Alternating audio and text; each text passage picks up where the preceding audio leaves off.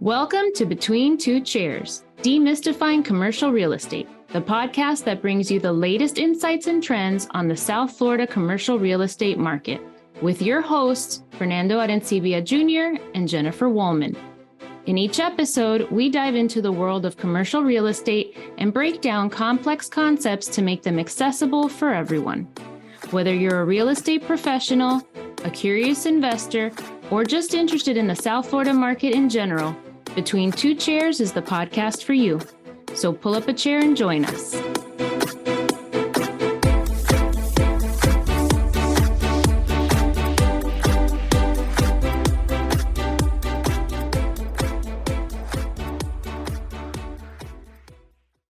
Welcome, everybody, to another episode of Between Two Chairs. My name is Fernando Arencibia, and with me, as always, is the jet-lagged, world-traveling, but ready nonetheless, Jennifer Woolman.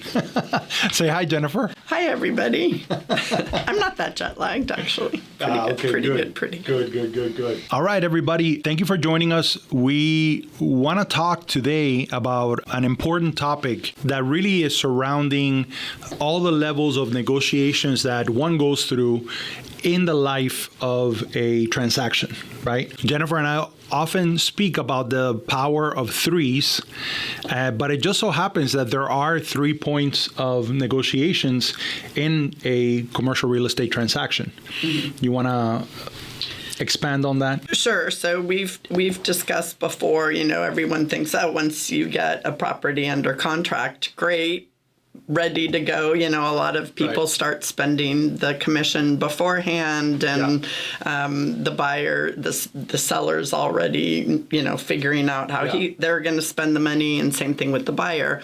And the reality is that the contract is only the first point of negotiation, right? So when you get to contract, if you're the buyer, you're making your offer based on what you know about the market, whether it's price per square foot, NOI, your cap rate, your return, whatever it is that your kind of barometer is. Correct. You start your contract based on that, and then the seller does the same. If the price is what they were looking for based on what they know and what they want, that's what you go under contract with. Right. But that's only step one. Correct. Then there's at least two other points where a contract may have to be renegotiated. And one of that is after the due diligence or inspection period.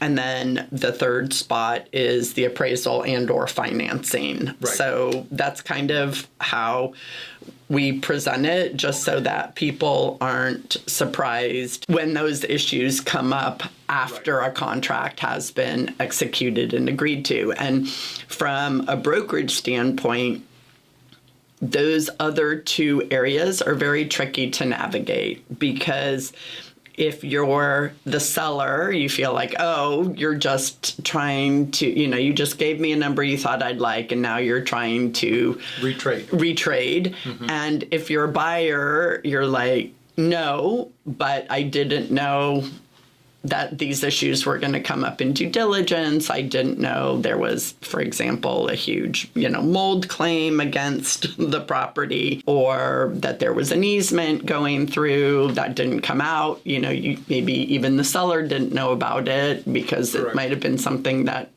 got looked over when the current owner had it. And then in terms of the appraisal and financing, well, if the sale is contingent on me obtaining financing and it doesn't appraise for whatever reason, then, we've had discussions about this before. It's the broker's job to make sure that the appraisal is realistic and accurate and based on facts in similar markets. Exactly. But if it is, and it still doesn't appraise, and the financing is contingent, obviously, on the appraisal, then that has to be negotiated as well. So, but from a brokerage standpoint, those are a little bit tricky, and that's where I think the value of a broker really comes in, because at that point, again, as soon as it goes under contract, the buyer is already thinking they have it. The seller is already thinking they sold it.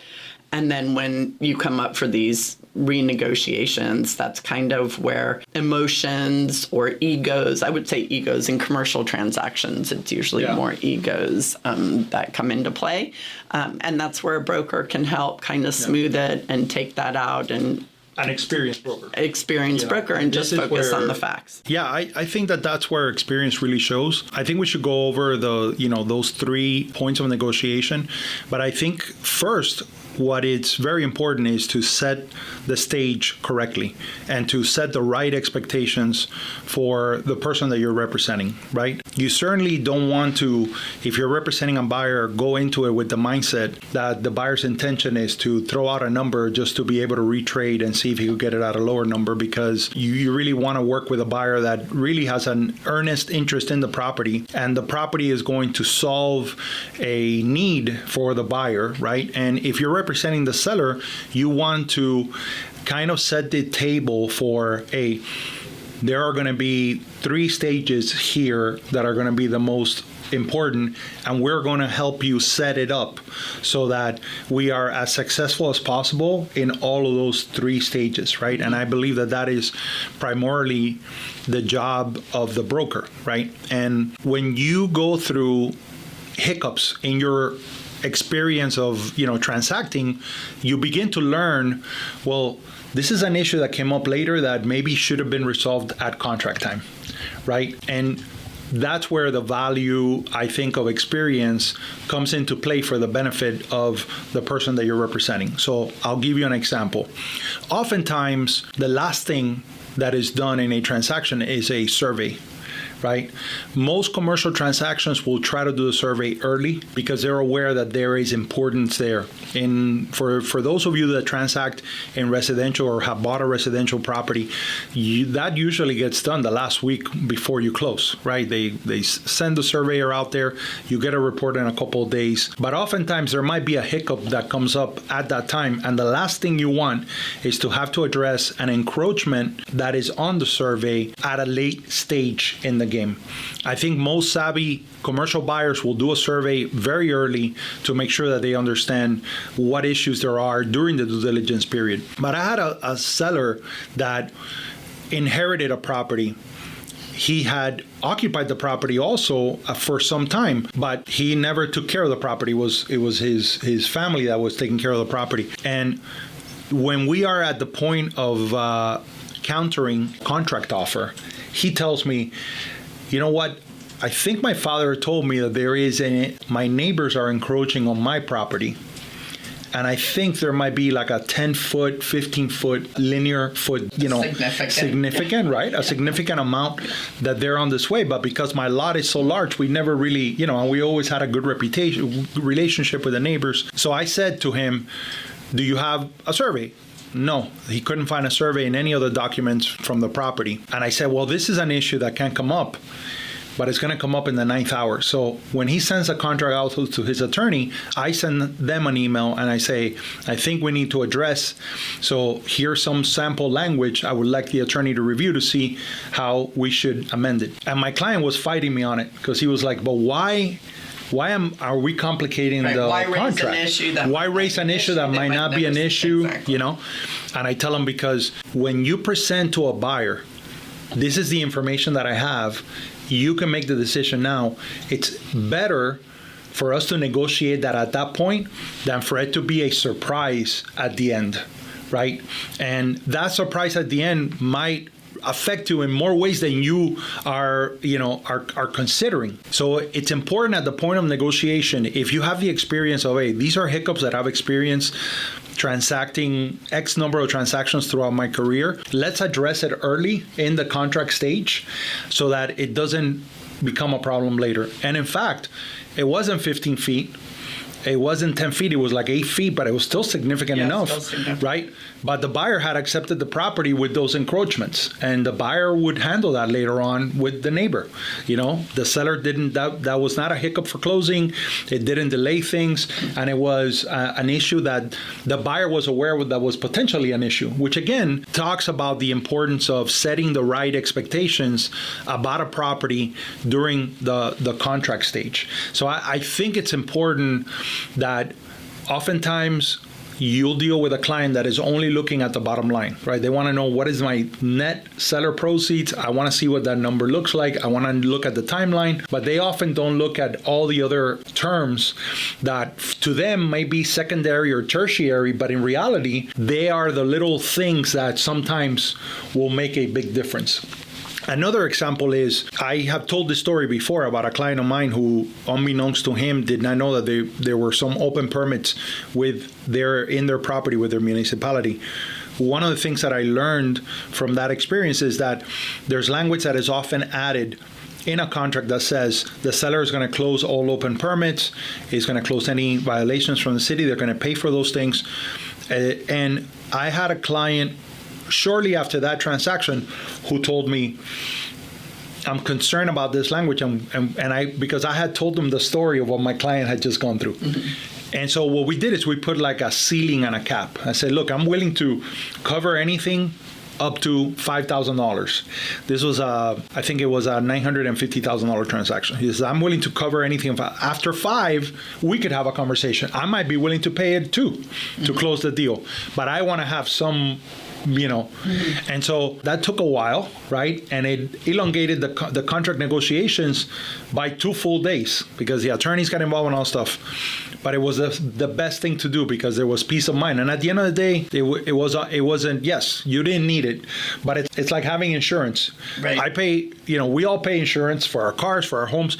I hope I never have to use it. Right. But that's part of why that first part of negotiation is so important. Well, and I think in Chris Voss's book, Never Split the Difference, he talks about that. He talks about identifying issues that could become issues ahead of time and having a response to that. So. Yeah. That's a good point. Yeah. So then the next phase that comes up, so you pretty much have discussions with your seller and your buyer prior to going into the contract, try to set up boundaries and limits on things that in either person's mind, the seller or the buyer, could be a potential issue down the road. So to your point, expectations are set. Yeah. Let everybody know that part of the expectation is that there could be renegotiation down the road, not related to the original price and what is originally agreed to, but to issues that come up after contract that was unbeknownst to either person. So the next point where that happens is the due diligence, during due diligence or in that period. Right. Yeah, that's the most impactful thing. And you have to always, I think, take into account as a seller, how much time is the property going to be off market during that due diligence period until I know that the property condition is satisfactory to the buyer? The reality is that the language on due diligence does not require a buyer to tell you why they decided that they don't want the property. It just basically usually a very general coverage of, you will do all of your inspections. If you break something during inspections, you're going to fix it. You're going to pay for inspections yourself. But at the end of that period, if for whatever reason you just don't like the property, you decided you went sour or you found something better, you could just say, hey, I'm out of the deal. This, again, is why it's important to really determine what is the urgency of the buyer. Is this really filling a need? I always like to know those things because I think it shapes, I don't know what you think, but I think it shapes how they look at inspection reports and how they look at the condition of the property. Agreed. And they don't always walk, right? A lot of times they definitely do want the property, but something comes up that they find in due diligence that states, maybe it's a review of the leases. Maybe they were told something or shown financials or something like that was pro forma based and was misunderstood. And when they look at the actual, they see, no, there's not a lot of room to increase rents if it's a retail space or whatever.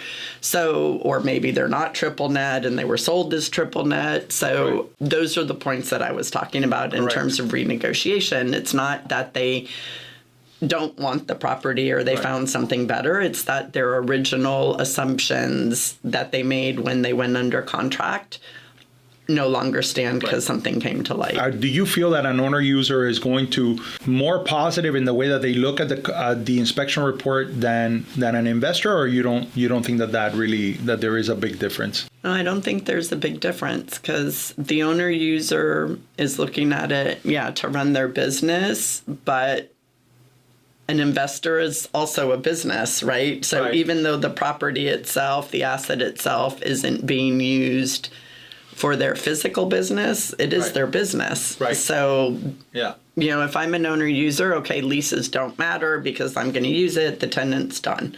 So I guess in that sense, yes. But in terms of things like survey issues that can come up or environmental issues that can come up, I don't think there's a huge amount of difference. I just think that the owner user has a bit more of a sense of urgency because there is an immediate need that they're going to fill from that. Sense, yes. In that sense, yes. But I still don't think that urgency is going to make them. I think it behooves the seller. It allows for, during the negotiation process or the renegotiation during the due diligence process, there's a better chance that we could come to terms on something that is more practical, right, for both sides, because sometimes the investor doesn't have to buy it, right? Right. Sometimes the owner user is in a tight spot, and correct. That sense of urgency is important, and so I think from the point of view of going back to the contract is making sure that the timeline of the due diligence is not prohibitive, because you really don't know what's going to happen during that period. Sometimes sellers do set themselves up for success in that they have inspected the property or they've done some work, they've made some capital investments that are large, that are going to alleviate a lot of those concerns. Do you feel that have you had, I'm sure you've had those experiences where you are in the period of due diligence and all of a sudden you get a request for a crazy price reduction? And, do you sometimes sense that this is a person that is fishing rather than a legitimate, practical, offer? No, in the experience that I've had, just because I really pre-qualify and I tend to have relationships with my buyers and sellers, so I already know that they're serious. And there are times when I've said, look, this property is going to go really, really quick. Let's get it under contract and figure it out as we go. Like, don't try to do your numbers and figure everything out before, because it'll be gone. Like, you already have an idea. You already know the market. Yeah. It's fairly priced. If it's not, let's bump it down a bit. Yeah. But no, the ones where I've had the huge request for price reductions actually are more, I don't want to call it a panic phase, but it's more the unknown, where something will come up, like a grease trap came up. Right. A grease trap issue came up, and they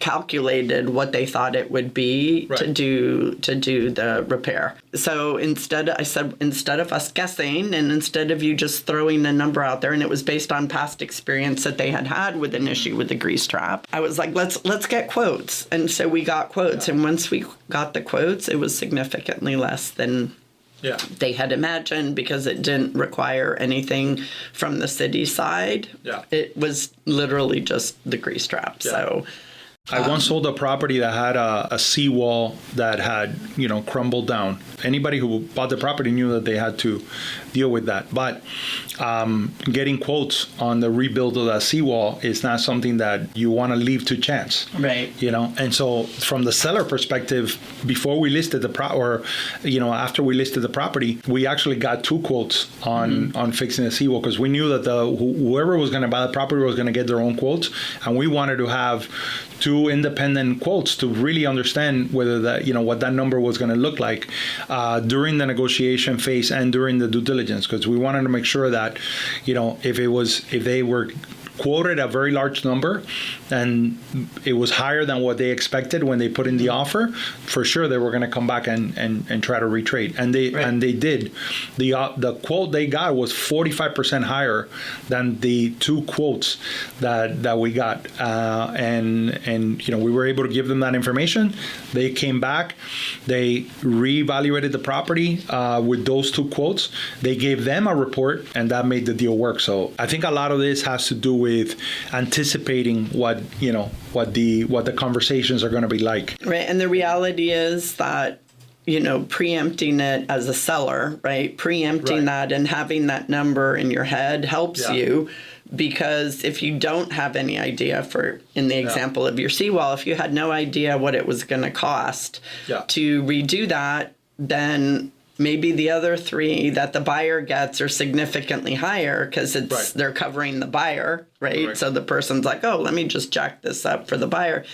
And you have no idea, and now you're retrading based on a different set of numbers. So I always like the preemption, even though, to your point earlier, a lot of times working with sellers and trying to convince them that preemption is a good thing. It requires them spending some money up front in some cases. It just helps the transaction go so much smoother. But a lot of sellers are like, why are we going to bring up something that might not be an issue? If the buyer doesn't find out, that's the buyer's issue. If the buyer doesn't get a quote, that's the buyer's issue, So that's always an area of, to your point, talking about your experience in previous transactions and trying to preempt issues down the road just to make it smooth. And at the end of the day, it's going to do two things for the seller. In addition to making it smoother, it's going to ensure that if it does have to get retraded, it's going to be much tighter retrade numbers than it would be if the stuff wasn't disclosed and wasn't preempted and that information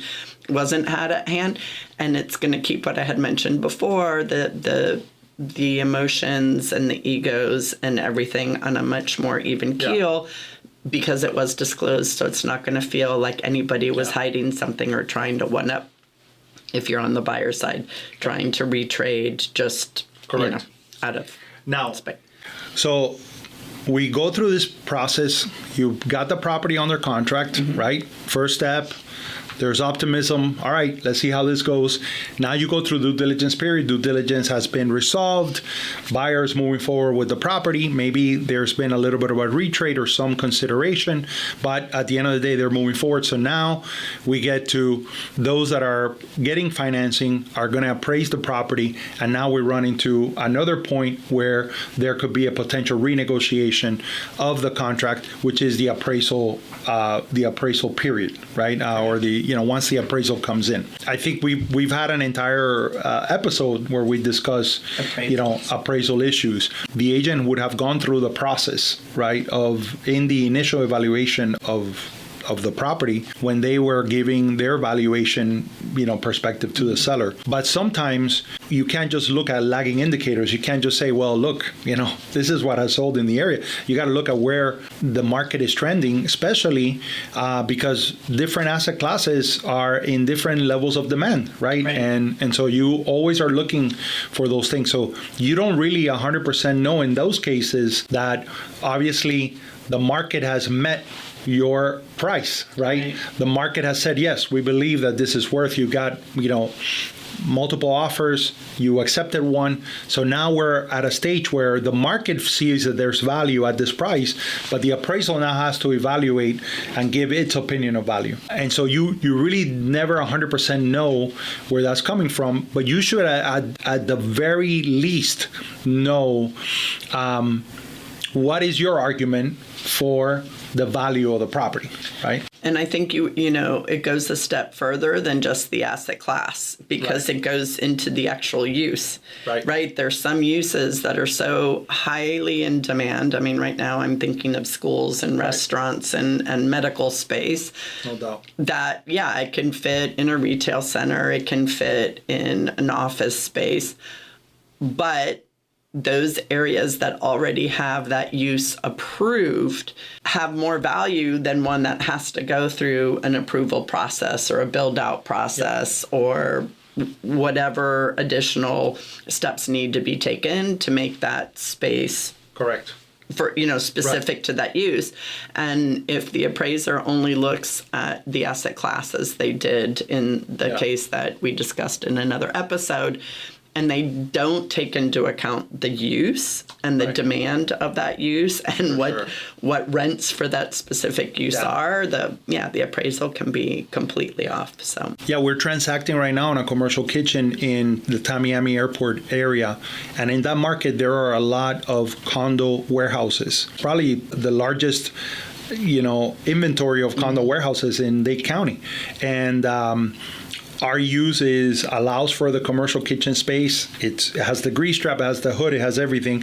However, when we come to the valuation, there has been that question of, well, I could buy something at a lower price a couple of corners away and install the grease trap, install the hood, and do that. Oh, but wait a minute, you really can't, because it's not the zoning in that case, but it is the limitations of the condo association docs, right? So there's a deed restriction within the condo associations. The majority of those condo associations, they don't want the grease trap on the hood, right? They don't. They feel that it's going to be a restaurant. They don't, for whatever reasons were made when they created the condo docs, they don't allow it. So now you can't look at the entire pool and say that this is like the others, because now in here you have a use that is not allowed elsewhere, and so the law of scarcity comes into play, and so the value has to be different. But I think something really interesting happens in these 3 points of negotiation I wanted to talk to you about, because it's a callback to the inspection period. So oftentimes when a seller has to make a decision about retrading the value of the property or doing a credit, they don't want to have to evaluate this during the period of appraisal as well. So oftentimes when something comes up during the diligence and the buyer is looking for a credit, the seller also wants to know that, all right, where are we with the lender? I might be willing to do this, but I want to know that all the other contingencies are out the door. This is where it's also beneficial to the buyer as they are going through this process to order that appraisal early, right? And to get through that hurdle, because oftentimes it's better for both parties if we're negotiating on everything all at once, rather than having to go back and do this, because the buyer's also out money for inspections, money for appraisal. And that's part of the point. Like, a lot of times I always try to get my buyers to do the survey and everything up front in the due diligence period, because then it's negotiated. To your point, then there's only 2 points of negotiation and you can negotiate it as a package. But a lot of times the buyer just doesn't want to spend the money on the appraisal until they know that they're going to go through, because they're like, well, why would I spend money on an appraisal if I find something major in the due diligence and I back out? And I always try to say, well, because in the scheme of things, if you don't back out and you move forward, it's just going to be a smoother, better process. But some people and the reality is that some buyers and sellers just really like that negotiating period to feel like they're in control, or I can see that. So they're like, no, let's just wait, because then that gives me more leverage if I negotiated this, and I can understand that point too, right? Like, if they renegotiate based on what they find out in due diligence, usually what's found in due diligence doesn't affect the appraisal, right? I mean, yes, an environmental thing would, but most of the stuff doesn't really affect an appraisal. So they, then they're like, well, they're really two different things to be negotiated, which I also understand. Like, we're trying to get the transaction to close as smoothly as possible, so everybody, both the seller and the buyer, come out good, right? Correct. But and there's more likelihood that if everything's negotiated at once, that it's going to be a smoother transaction and more likely to close.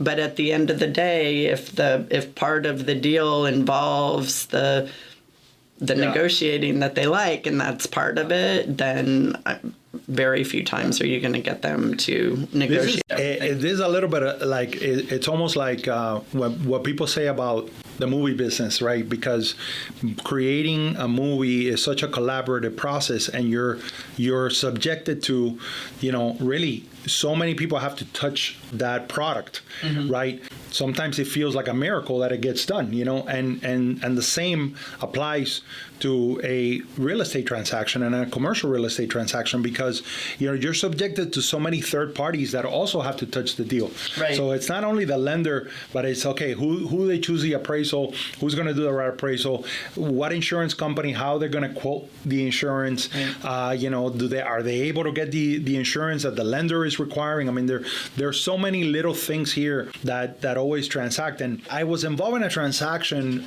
that I found really interesting, and this is something where I don't think a lot of sellers are maybe willing to go through that process, but this is the way that the mentality of that seller was. Well, what are the three objections, right? There's going to be an objection on price, there's going to be an objection on condition, and perhaps an appraisal objection, because the opinion of value and the market value might not be the same. So the seller paid for an appraisal, he paid for an inspection report, he fixed the things that came out in the inspection report, had the inspector come back and do a second inspection report, priced the property.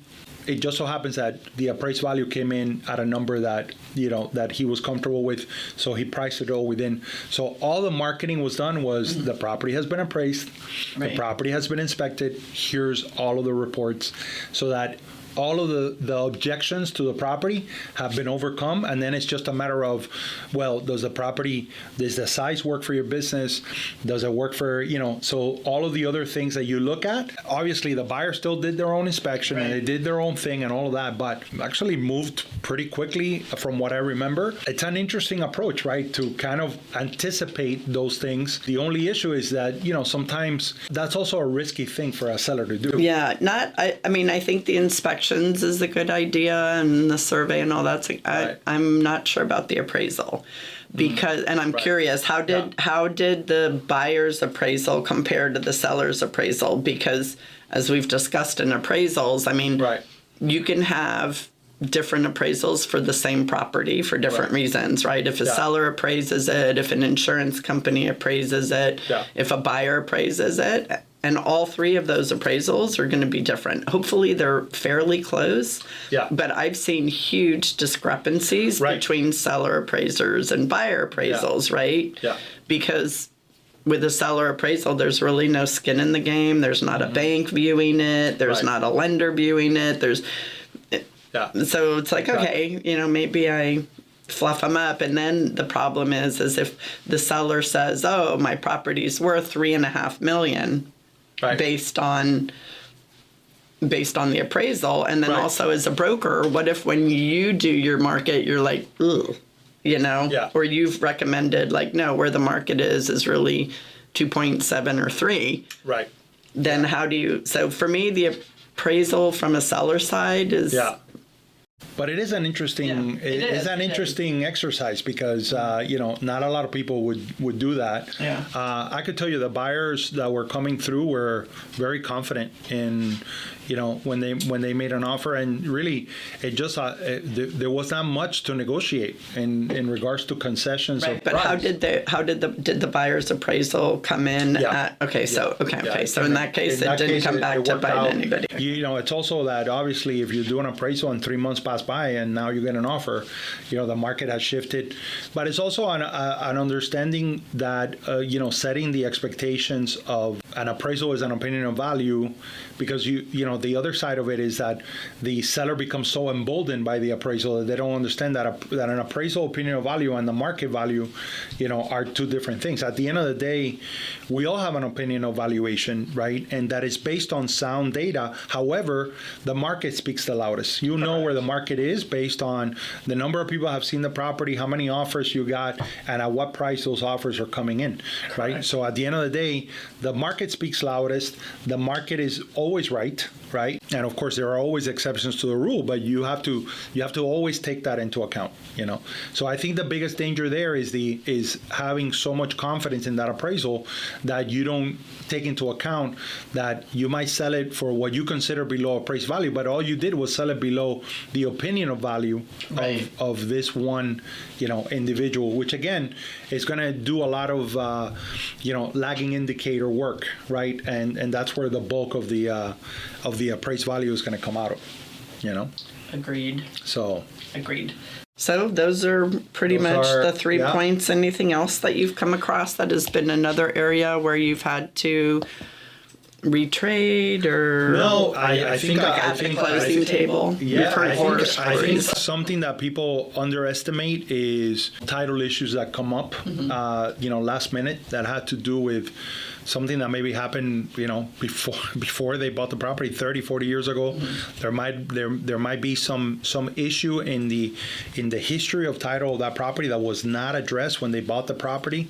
I find that is more common in properties that are inherited, right? Because you don't know really the history, and then all of a sudden, the title passed on to you, but there was an issue that wasn't resolved, X number of years ago. I think I told the story of, this issue that came into title that had to do with the survey, and it was a problem that originated 48 years ago, and when that property was purchased. And the heirs of the people that sold the property, there were 10 heirs, 9 of them had passed away. There was one survival in Texas, and then you have to quiet title to be able to make sure that you convey clear marketable title, and then that becomes a last minute, this was after inspection, this was after appraisal, this was after the financing contingency.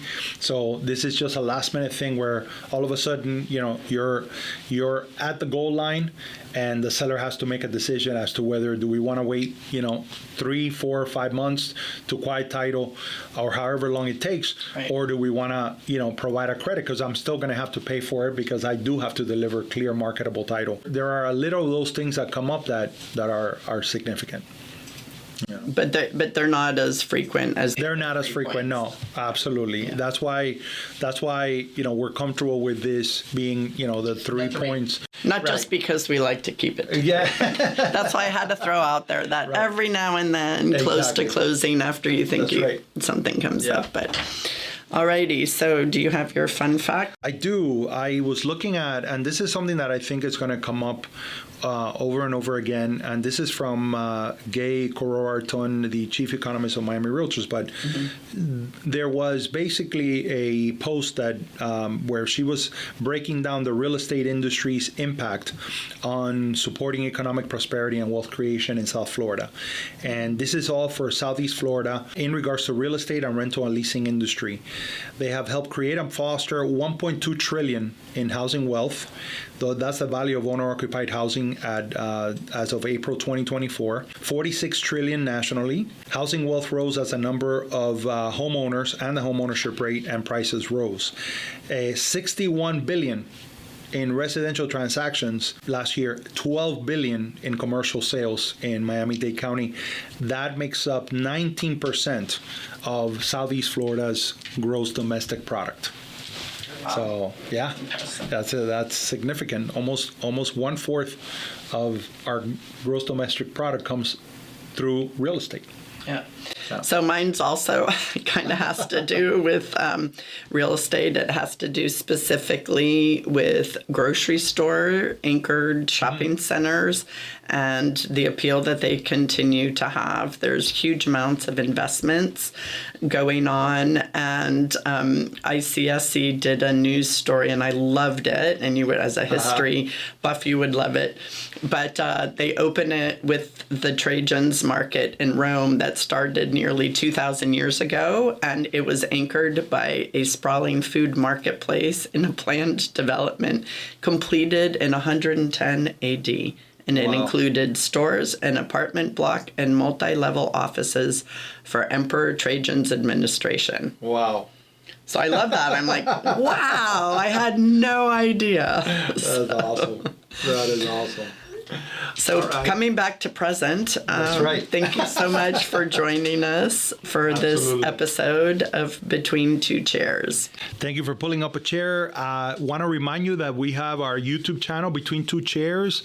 We recently launched it. Would love for you to watch some of the interviews that you could see through video as well. All of our podcasts are there, and would love for you to like, share, and subscribe. All right, everybody. Thank you very much. Bye-bye. Bye-bye.